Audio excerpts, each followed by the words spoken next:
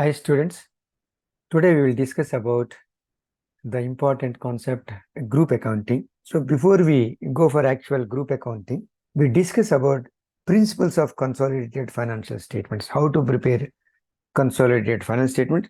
For that, there are certain guidelines are there. So let me understand those guidelines or principles to prepare the consolidated financial statement. So let me understand principles of consolidated financial, how to prepare for that. So once you know these principles, then it will be easy for you to prepare the consolidated financial statements. The consolidated financial statements include consolidated statement of financial position, consolidated statement of profit or loss account. Okay. So in this topic, we will cover the concept of group accounting. Okay. In this topic, cover the concept of group accounting and certain definitions will understand. Okay. Now let you understand what the concept of group account consists of, or what the concept of group account indicates. So the concept of group accounting. When you look into the theory, it says very clearly if one company say P owns more than, between brackets, greater than 50% of the common stock or ordinary shares. Another company say yes, eh, yes, then then the P the P and S becomes group entities or group companies. It's very simple to say. If one company, say P, owns more than 50% of the common stock or ordinary shares of another company, say yes, then P and S becomes group entities or group companies. So when one company holds more than 50%, if one company holds more than 50% of common stock of other company, then the company holds more than 50%, okay, will get controlling interest in another company. So what it says, if one company holds more than 50% of common stock of another company, the company holds more than 50% will get controlling interest.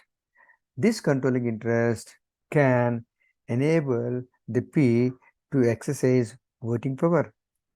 This holding can empower P to exercise voting power. Is it clear to you?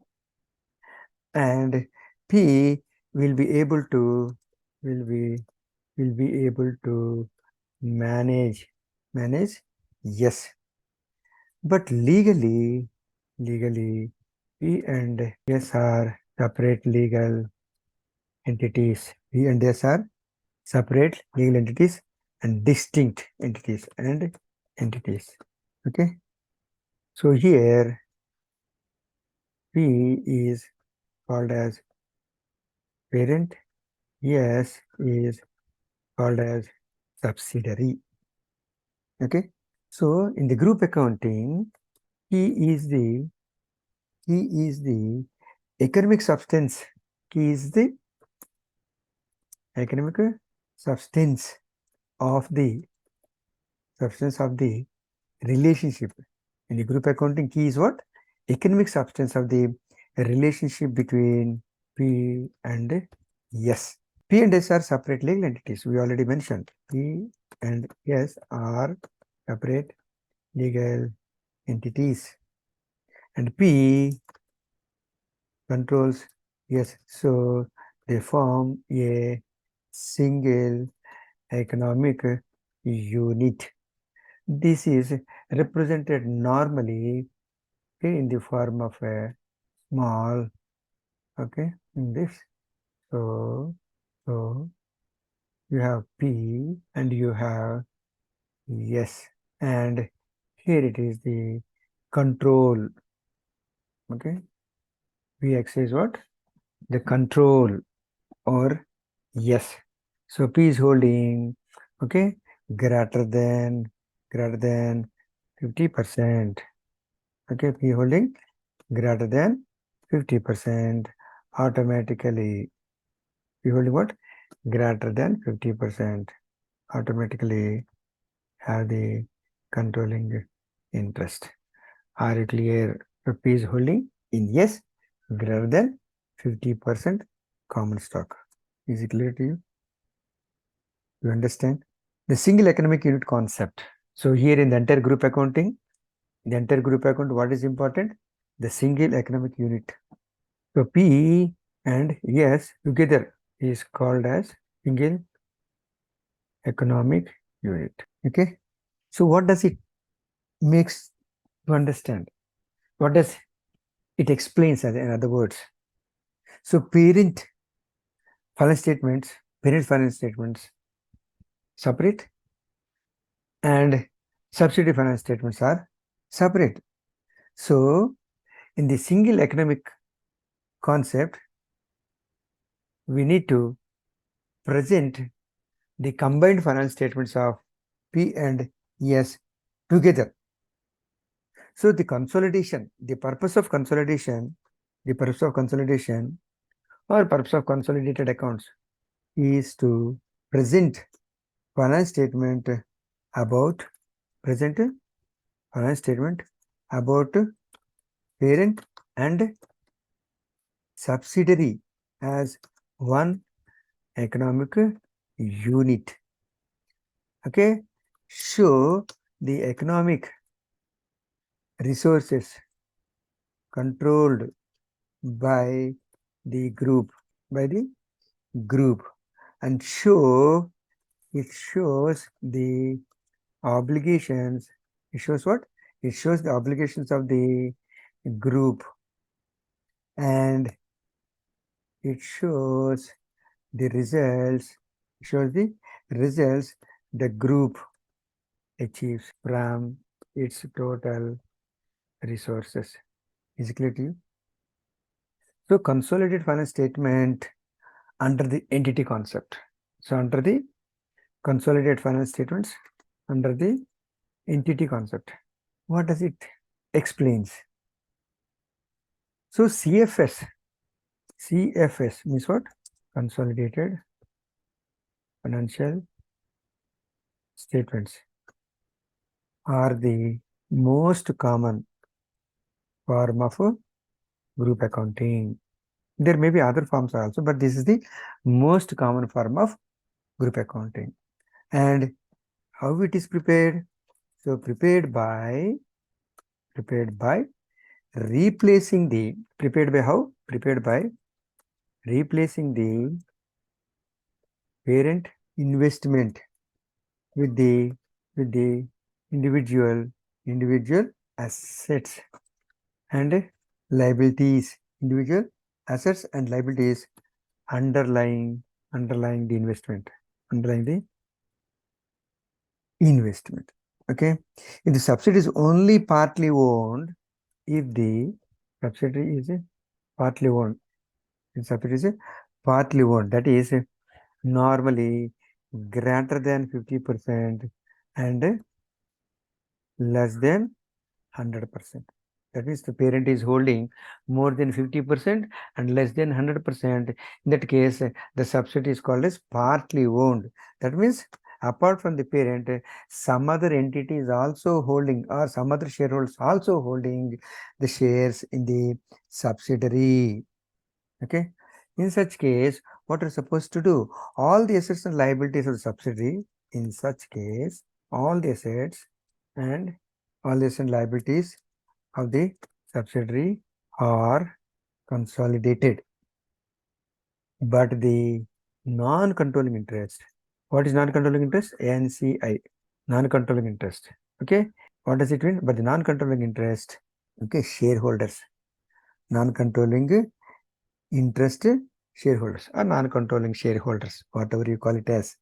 Okay, in the net asset, non-controlling interest in the net assets of the subsidiary is shown separately in CFS. Are you clear? The parent is not holding 100%, then whatever the percentage that is held by outsiders is called as non-controlling interest, otherwise also called as minority interest, because parent is holding majority interest, others are holding minority interest. This minority interest in the net assets of the subsidiary is shown separately in the consolidated financial statement. Are you clear? The single economic unit concept focus on the single economic unit focus on the existence of the group as an economic economic unit. It concentrates on the resources controlled by the entity. That is what we need to understand. So what do you mean by group financial statements? What are the group financial statements? Group financial statements could be prepared in various ways, which already mentioned previously. But the best way of showing the results of a group is to imagine. So the best way. So the group finance statements, okay, these can be prepared. This can be prepared in various ways. That is already mentioned. Okay, but best way of showing the results of a group is to imagine that all the transactions have been carried by one single equivalent company, and prepare the consolidated, okay, consolidated PRL and consolidated, okay, balance sheet, or otherwise called as consolidated statement of financial position. Okay, there are three IFRS, three standard concerned with. There are three standard concerned with the preparation of consolidated financial statements. So number one is called as IFRS 3 is called as business combinations. The standard is concerned with what? Business nations. Then 2, IFRS 10. This is nothing but consolidated financial statements. Are you clear? This is what how to prepare consolidated financial statements. Okay, clear to you? Do you understand? And the third one is IAS 28. This is concerned with investment in associates and joint ventures. Investment in and joint ventures, JVs. These are the three standards that are concerned with preparation of the consolidated financial statement. IFRS 3, business combinations. IFRS 1, IFRS 10, consolidated financial statements. And IAS 28, investments in joint ventures. Okay, associates and joint ventures. Each company prepares its own financial statements. So what it says, each company prepares its own financial statements. And who is responsible to prepare the consolidated financial statement? So parent is responsible to prepare consolidated financial statements. Is clear to you? So subsidiary is not responsible to prepare consolidated financial statement. Parent is responsible to prepare consolidated financial statement. Okay. Now let me understand brief definitions. So under the definition, number one is called as parent. What is meant by parent? An entity that controls one or more entities. Okay, what it says very clearly, an entity that controls one or more entities. Entity that controls one or more entities called as parent, and subsidiary. So who is called a subsidiary? Subsidiary is an entity. It is an entity that is controlled by another entity known as parent. Are you clear? This control. So what exactly mean control? Is another important word that you need to understand. Control is nothing but the power over the investee. Power over the investee. Here, yes, is the investee. That is nothing but ability to direct. It is nothing but what? Ability to direct the relevant activities of yes. And exposure. Because of this, what happened? Because of the control, okay, the parent is exposed to, okay, rights. Okay, parent is exposed to rights. Okay, exposure or rights to, okay, parent is exposed to rights, okay, rights of variable returns. Okay, exposed to variable returns from its involvement, from its involvement with the investee. So when they become involved, what happens? The rights of the investor will change. Their returns will be variable in nature. Sometimes they'll get more, sometimes they can get less. And the ability to use its power, and is also ability to use its power over the investee, over the investee to affect the amounts of the investor returns. That means what happened here?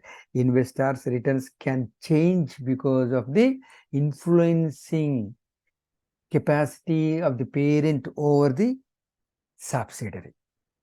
Okay. So what are the requirements of CFS, consolidated financial statements?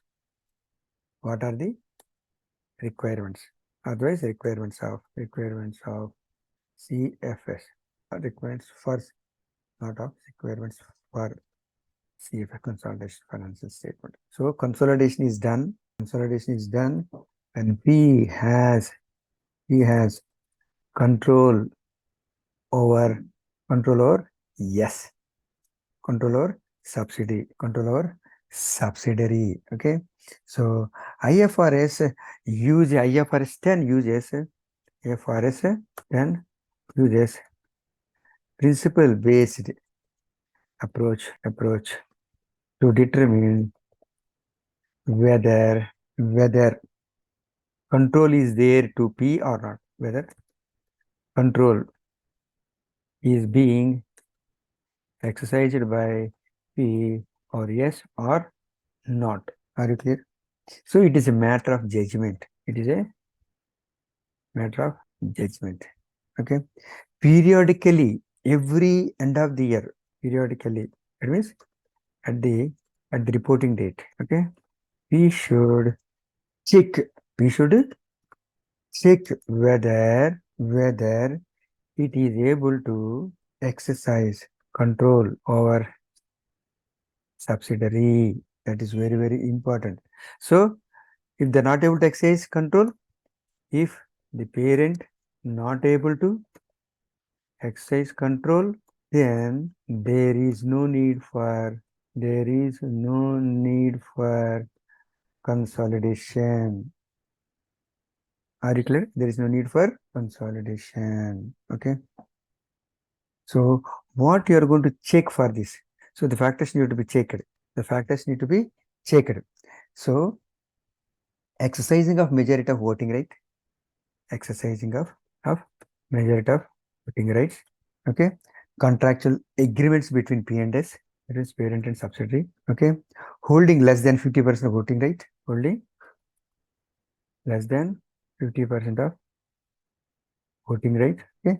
And potential voting shares or potential voting rights. All these factors should keep exercising of majority voting right, contractual agreement between P and S, holding less than 50% voting right, and potential voting. All these factors you are going to keep in mind while deciding whether the parent is able to have control over subsidiary or not. Here, you need to understand in certain situations, exemptions from consolidation is permitted. In certain situations, exemptions from consolidation is permitted to parent. So that is called as exemptions from consolidation. Exemptions from, so parent is exempted from consolidation. The parent, and what are the conditions or what are the circumstances under which parent is exempted from consolidation? Number one, we can say that parent is a wholly owned or partly owned subsidiary of another another company or another entity. Okay. And parent's debt or equity not traded in the stock market. Number two, parent debt or equity not traded in stock market. Okay. Parent not filing its finance statements. Parent not filing its financial statements. Not filing its financial statements with the SEC, Securities Exchange Commission. Securities Exchange Commission. That is the third one. Okay.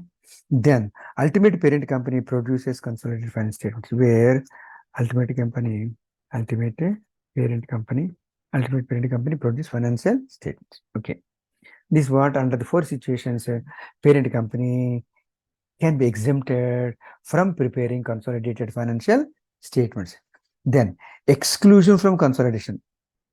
Exclusion from exclusion from consolidation by parent. These are the circumstances where parent is excluded from consolidation. What is the situation where subsidiary held for resale, where the parent held subsidiary for resale? I'm holding this number of shares, I'm holding majority shares, but I don't want to continue with this subsidiary. I want to dispose the subsidiary. I'm acquiring the shares for the purpose of resale purpose. In that case, there is no need for consolidation, okay, to be done by the parent. And immaterial items, number two, where there are material items, then they also need not be consolidated. Immediate items, okay, middle items you need to consolidate. Immediate items there is no need for consolidation. Okay. Then it is a whenever it is exempted, it is required to disclose such information in financial statements. Okay. The fact of okay, the fact that consolidated finance statement is not presented, the fact of CFS, consolidated finance statement, not presented, okay, they're exempted. And the list of significant investments, list of significant investments between parent and subsidiary need to be disclosed. Then basis on which the investments have been accounted, okay, in the individual financial statements, in the individual financial statements. Are clear? Then the following cannot be considered as the reasons for exclusion, not reasons for exclusion. Okay, the following are not the reasons for exclusion. Following are not reasons for exclusion. What are they? Number one, poor performance of the subsidiary. Poor performance of the, so parent cannot say that subsidiary's performance is very poor, I cannot consolidate. No, that is not permitted reason for exclusion. Then poor financial position of subsidiary. Poor financial of the subsidiary. Okay. Differing activities of the parent with subsidiary. So subsidiary activities and parent are different. Suppose subsidiary is construction company, parent is manufacturing company, subsidiary is what is called as the chemical company, and parent is export company, or subsidiary is banking company and parent is manufacturing company. So these different activities of companies cannot be considered as exclusion. Okay. Then non-coterminous events. Non-coterminous events. Non-coterminous events. Suppose parent reporting date is 31st December, subsidiary reporting date is 30th June. That means there is no coterminous. But however, the rule says very clearly, in case of non-coterminous events, what it says very clearly, okay, in this case, parent need to, okay, advise the subsidiary to prepare, so parent need to advise the subsidiary to prepare its financial statements, okay, close to the reporting date of parent. Close to the reporting date of parent. So the gap of parent reporting date and subsidiary reporting date.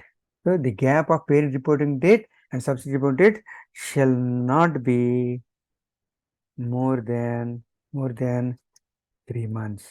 More than 3 months. Suppose parent is preparing its financial statements on 31st December and subsidiary is preparing on 30th June. Then what the parent advise? Parent advise the subsidiary to prepare its financial statement to 31st December.